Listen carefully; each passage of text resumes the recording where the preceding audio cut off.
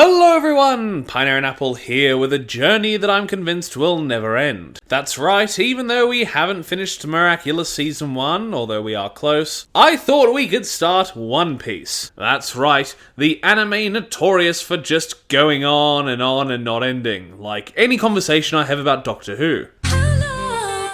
Forever. With an episode count that exceeds 1,000 and still continues strong, One Piece is one of the most popular and well-known anime and manga. Originally written by Eiichiro Oda, today we'll check out the first arc. That's right, less than 1% of the entire run of One Piece.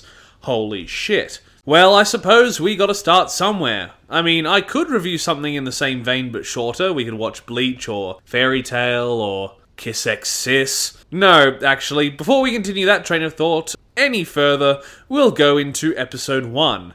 I am Luffy, the man who will become the Pirate King. The start of Romance Dawn and really long episode titles. Romance Dawn, an arc which makes it sound like Luffy and Zoro are gonna make out, but if you wanted to see that, you wouldn't here. You'd be on fanfiction or Wattpad. The start of the episode is a little lead into the story, not very detailed, but enough to set up some of our characters' motivations, and after finishing this arc, an intro before the opening we might start to get sick of. But it tells us about Gol-D-Roger, the Pirate King that supposedly attained everything the world has to offer. I found everything this world has to offer. Boobies, Ew, Robin. gross. Boobies. Don't say boobies. Not a big deal. This treasure being hidden, and upon his death, rallied the people to hunt it, leading fleets of pirates to head to the area of sea called the Grand Line, to pursue the treasure dubbed the One Piece. Although I'm calling it now, I bet there's probably some goal or some such, but the real One Piece will be the friends we made along the way. It's here we get the first opening of the series, and no, unlike usual, I'm watching this show subbed in the original Japanese format. I'm sure it's been redubbed, but after hearing the horror stories of the original 4Kids Americanization, I decided against an English dub, and that means that we hear the original first opening, as, oddly enough, it has an English version here, a practice that isn't really included in the dubbing of anime anymore. I suppose either the distributors got lazy, or it's just that anime watchers are more used to an opening we don't understand. Unlike back in the 4Kids days, when anime like Sailor Moon and Pokemon got localized openings that were absolute bangers.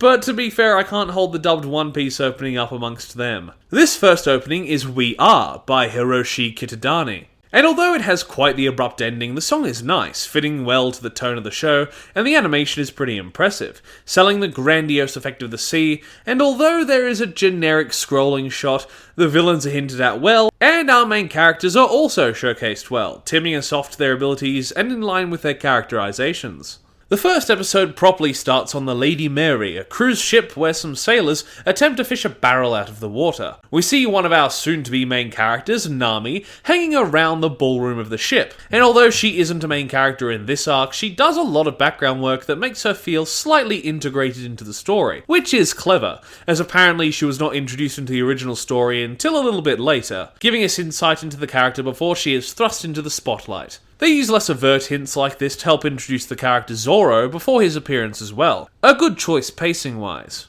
Nami is voiced by Akemi Okamura, who has been in a fair share of anime and even played Peppa Pig, although she mostly gets action to do in this arc and not a lot of speaking. But I'm sure as she gets reintroduced next arc, she will get a better spotlight. The boys manage to get the barrel out of the ocean, but before they know it, they're being attacked by a newly revealed pirate ship. And although none of the initial attacks hit the boat, it's enough to send the passengers scrambling. All but Nami, who's staying behind. Literally painted onto the wall. The captain of this pirate ship, the Miss Love Duck, is Alvida, this Jabba the Hutt looking woman, with her crew of unnamed scallywags and a little pink kidnapped boy named Kobe. Alvida is suitably intimidating and starts to wreck the ship, the barrel from before doing a very out-of-place roll to the kitchens as Nami attempts to avoid the pirates. Alvida makes a grand entrance with her club and we see Nami is the only one to escape the pirates as she quick changes and heads towards Alvida's ship, kicking this unfortunate soul in the testicles so to not be discovered, a move she's quite proud of. えなんだおめえ見ねえ顔だな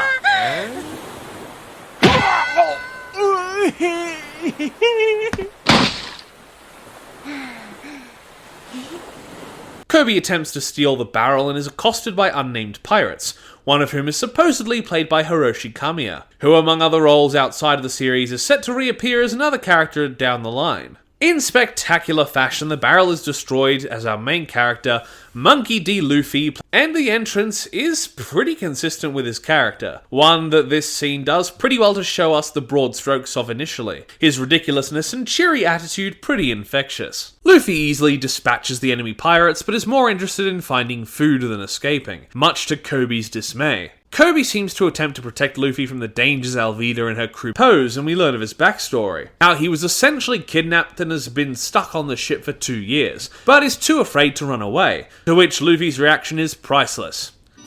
お前、ドジでバカだな! Nami raids all of Alvida's gold, and we get a display of Alvida's power as she launches a bitch and crushes the 2 others Luffy scared. Luffy proclaims he wants to be the next king of the pirates, even though he has no crew or ship, which Kobe points out the stupidity of, which Luffy happily disregards with a punch. Kobe reveals his dream of joining the Navy, the guys who arrest the pirates, and proclaims Alvida can go fuck herself.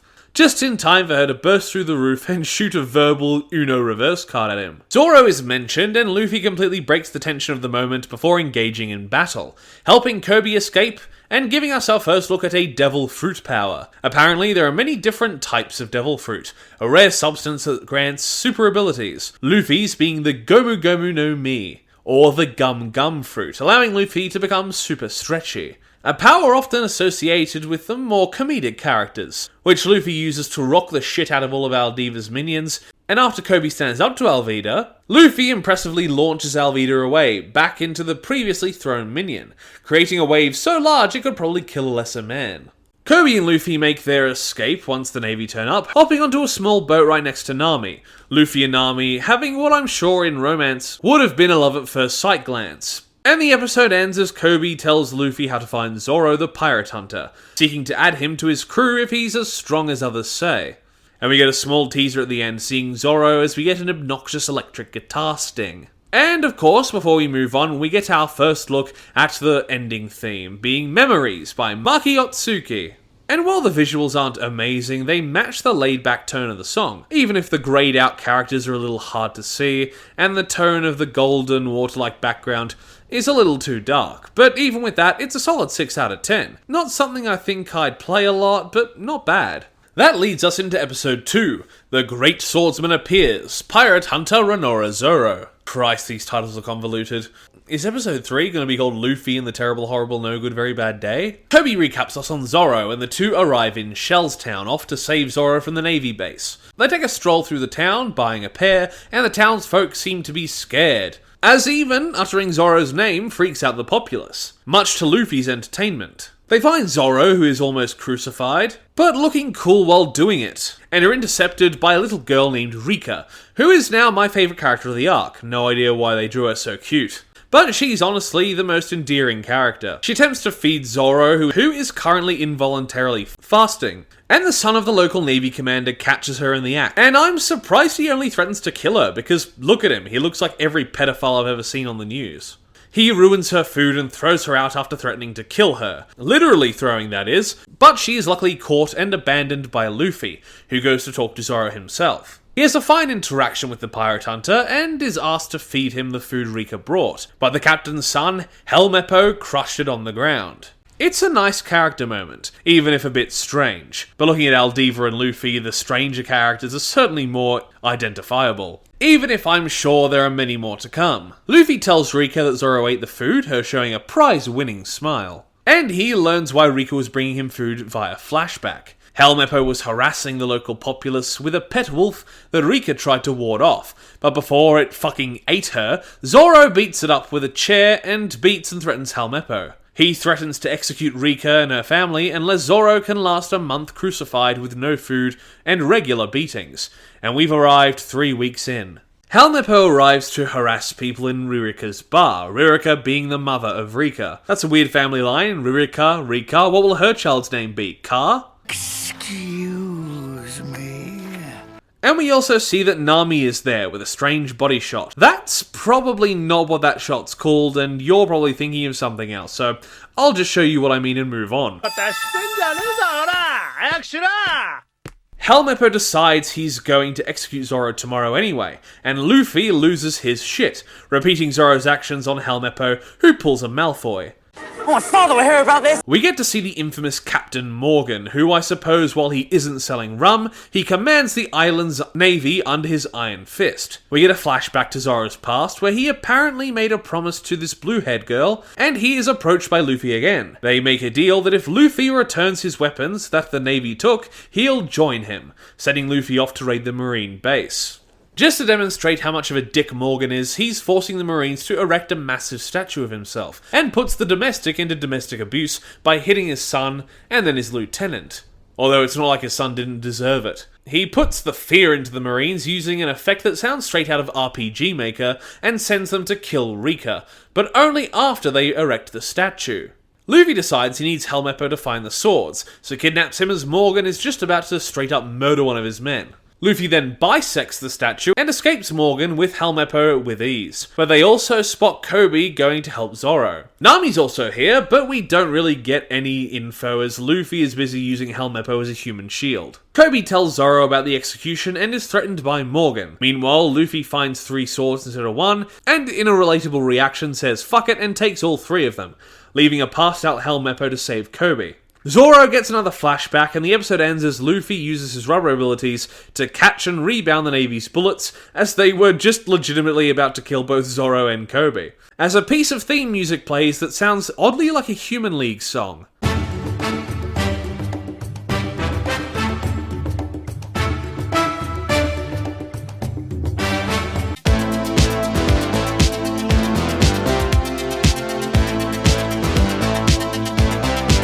Finally for this arc, at least that's what the One Piece wiki tells me, as that's what I'm going off when it comes to the story arcs, Morgan versus Luffy, who's the mysterious beautiful young girl? Which gives me vibes like it was titled by a pervert.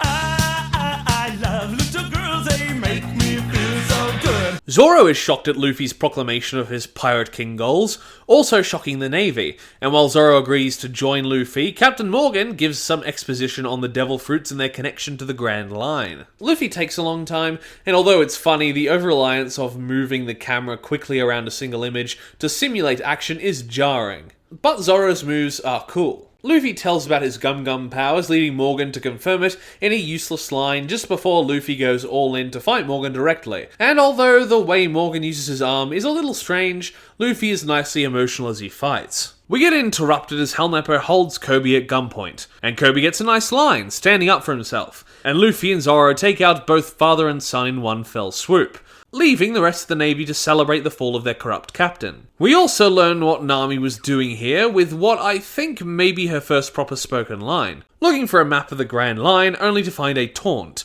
telling her the map was already taken by a man named Buggy. Zoro finally gets some food in his belly, courtesy of Urika, but while they all have their fun, the Navy come to throw them out of town. We also finally get a map of the nearby world here. 4 seas separated by a plus of the Red Line and the Grand Line. The Grand Line goes directly perpendicular to the Red Line, and is apparently the most dangerous stretch of ocean possible, supposedly where the One Piece is, and the Red Line being the land that separates the other oceans. Kobe shows his worry for his friends, but Luffy takes the bullet, by punching him to cover up their friendship so he can get into the Navy unencumbered. A pretty nice scene, and while Kobe isn't really my favourite character, Luffy more than makes up for it with the performance in this scene. Nami leaves at the same time as our pirates, and Zoro and Luffy are nicely seen off by the rest of our cast, ready to go into the next arc, as we get a hint to a possible mentor of Luffy's, and for such an old show, the skyline and sea is drawn beautifully in this ending shot. So that's the end of the Romance Dawn arc, and it was a pretty good intro into the series. Luffy, who even when saddled with Kobe, who, while serving his purpose, was pretty mediocre,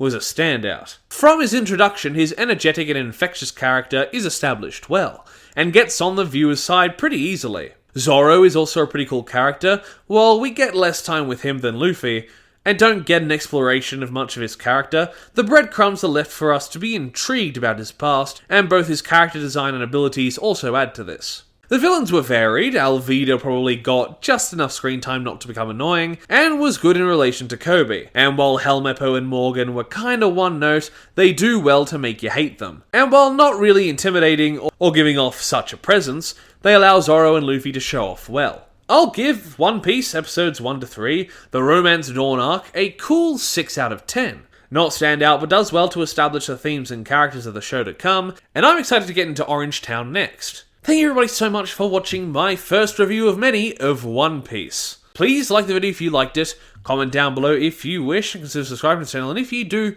ring that notification bell so you're told every single time that I make an upload. Once again, thank you for watching, and I will see you in the next review. Bye! Toast. A little piece of toast. Because there's so much to choose from. There's brown bread, white bread, all sorts of wholemeal bread. It comes in funny packages with writing on the side.